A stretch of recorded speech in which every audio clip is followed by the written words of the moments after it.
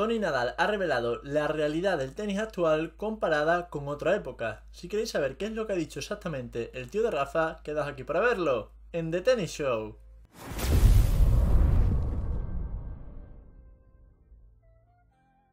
En otras ocasiones ya he traído al canal algunos de los artículos que ha escrito Tony en su columna para el periódico El País. Artículos que por cierto son bastante interesantes.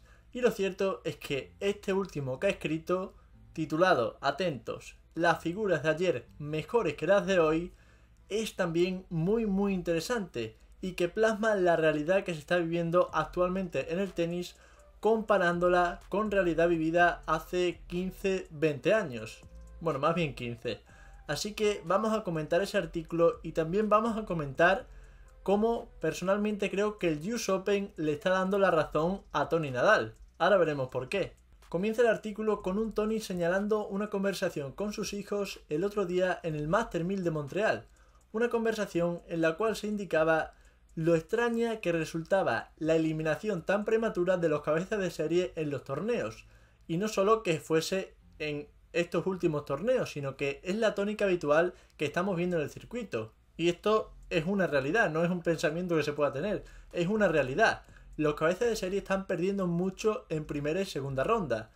Eso lo hemos visto mucho y muy destacadamente en el US Open. Dice que fue justo su hija la que abrió este melón. ¿Y cómo lo hizo? Pues bien, mostrándole el cuadro de los cuartos de final de Montreal 2009, que se ha ido un poco lejos. Pero bueno, el caso es que en este torneo, en estos cuartos de final, había obviamente 8 jugadores. Y resulta que estos 8 jugadores eran los 8 primeros clasificados del ranking ATP. Estaban Roger Federer, Novak Djokovic, Rafael Nadal, Andy Murray, Nikolai Davydenko, Andy Roddick, Del Potro y Jo-Wilfried Tsonga. Eran los 8 mejores del momento y estaban en un torneo como los 8 mejores de ese torneo, de ese Master 1000. Y comenta que esto era algo lógico, entre comillas, ¿no? Juegan los mejores las rondas finales, o es lo que se supone que debería pasar. Y dice Tony, y tiene toda la razón, que este hecho ha pasado a mejor vida. Y que se supone que en un Grand Slam, en el torneo más importante, todos estos cabezas de serie deberían dar el callo y decir, aquí estamos nosotros, somos cabezas de serie por alguna razón. Sin embargo, en el US Open, y esto es por lo que digo que el US Open le está dando la razón a Tony Nadal, hemos visto que la mitad de cabezas de serie no han llegado a pasar la segunda ronda. Y de los 8 primeros clasificados del ranking ATP, 3 no han llegado a esa segunda ronda. Y yo personalmente lo iba a comentar en un vídeo, así que el artículo de Tony me ha venido muy bien, porque se ha juntado lo que yo quería decir a lo que ha añadido Tony Nadal. Y ahora abrochar el cinturón porque Tony suelta una bomba. Dice que todos estos datos y toda esta conversación que se tuvo le llevó a una conclusión. ¿Cuál es esa conclusión? Os estaréis preguntando. Pues bien, dice el tío de Rafa que probablemente sea así y que está de acuerdo con esa conclusión a la que llegaron todos, que los jugadores de antes sean sensiblemente mejores a los de ahora y bastante más competitivos que los actuales. Algo que es una frase, una afirmación bastante contundente, ¿eh? Pero Tony no suelta la bomba y deja a todos sin una explicación. No, porque comenta que hay quien dice que esto se puede deber a que los jugadores de segunda fila, por así decirlo, es decir, los que no son top 10, top 20, han mejorado su nivel y esto ha hecho que esté la cosa más igualada. Cosa con la cual estoy bastante de acuerdo. Ahora podemos ver a jugadores top 50, top 70 si me pongo, con un jugador del top 70 y lo enfrentas con un número 19, no solo le planta cara, tiene la capacidad de ganarle, y eso es totalmente cierto. Por otra parte comenta que la velocidad a la que se juega hoy en día hace que se cometan más errores no forzados. ¿Qué pasa? Que con tantos errores es más fácil perder el hilo.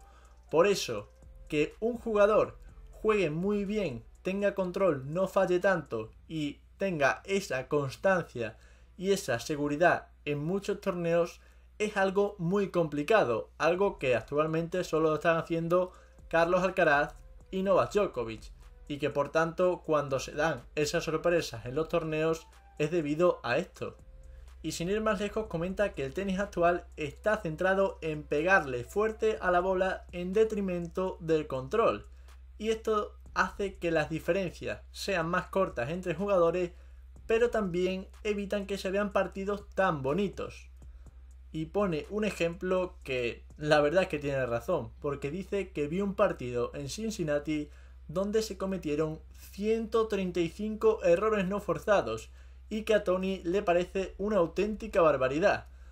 También os digo que mejor que Tony no vea un partido mío, porque si no le parecería una barbaridad al cuadrado. Y termina Tony con una comparación intergeneracional bastante curiosa, teniendo como líderes a Roger Federer y Carlos Alcaraz. Roger Federer, época pasada obviamente, y Carlos Alcaraz en la actualidad. De Djokovic, al haber estado en dos épocas, comenta que obviamente el Djokovic de antaño era mejor que el de la actualidad. Eso queda claro ahí. Y ahora empieza con las comparaciones de jugadores antiguos, entre comillas, y los actuales. Vamos a verlos. Comienza señalando que su sobrino Rafael Nadal superaría al ruso Daniil Medvedev.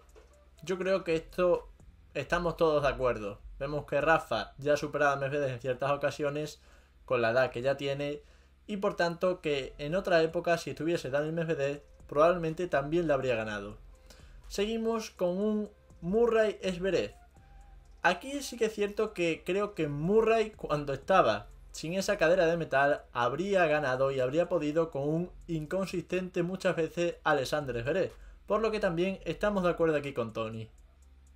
Y ahora nos vamos al segundo suizo de la lista, Stanislas Wawrinka, que a sus 38 años sigue dando mucha guerra, y que comenta Tony que superaría a Casper Ruud. Todos de acuerdo en esto. Wawrinka con 12-13 años menos, en su prime tenístico, yo creo que superaría con holgura a Casper Ruud. Por otra parte, Holger Rune. ¿Quién podría vencer o con quién compararía Tony Nadal a Holger Rune? Pues lo compararía con David Ferrer y comenta que el español vencería al danés. Aquí estoy de acuerdo, sí, pero también es cierto que creo que le plantaría bastante cara, porque cuando Holger Rune está al 100% es un jugador muy peligroso, si no díselo a Novak Djokovic. Por otra parte, Juan Martín del Potro, comparamos esa derecha, ese martillo del Potro, con otro que tiene una buena derecha, Andrei Rublev. Y también comenta Tony que obviamente la Torre de Tandil vencería al ruso Andrei Rublev. Y ya termina Tony diciendo que estas comparaciones obviamente no se van a dar, pero que nos sirven un poco para ver lo que pasaba antes y lo que ocurre ahora, y también nos explican esas derrotas que tenemos y esas sorpresas en primera ronda de los favoritos o cabezas de serie. Y comenta, y aquí le tengo que dar mucha razón, que todo esto que está ocurriendo no es deseable para nuestro deporte. ¿Y por qué? Os preguntaréis. Pues bien, porque el hecho de que los favoritos del torneo se vayan a casa en primera ronda hace que ese torneo pierda mucho caché, hace que ese torneo pierda vistosidad, hace que ese torneo pierda emoción. Porque lo comentaba en el vídeo cuando dije que el cuadro de Djokovic se había quedado un poco frío de cabezas de serie. Se habían ido Holger Rune, se había ido Stefanos Tsitsipas, se había ido Casper Ruud. Y claro, no es lo mismo que Novak Djokovic se enfrente a Stefanos Tsitsipas en octavos de final a que lo haga contra Borna Gojo. No es lo mismo, no llama la atención, no vende las mismas entradas. El deporte necesita que los mejores estén en las rondas finales. Eso es algo esencial. Y aquí estoy totalmente de acuerdo con Tony Nadal, como con todo el artículo.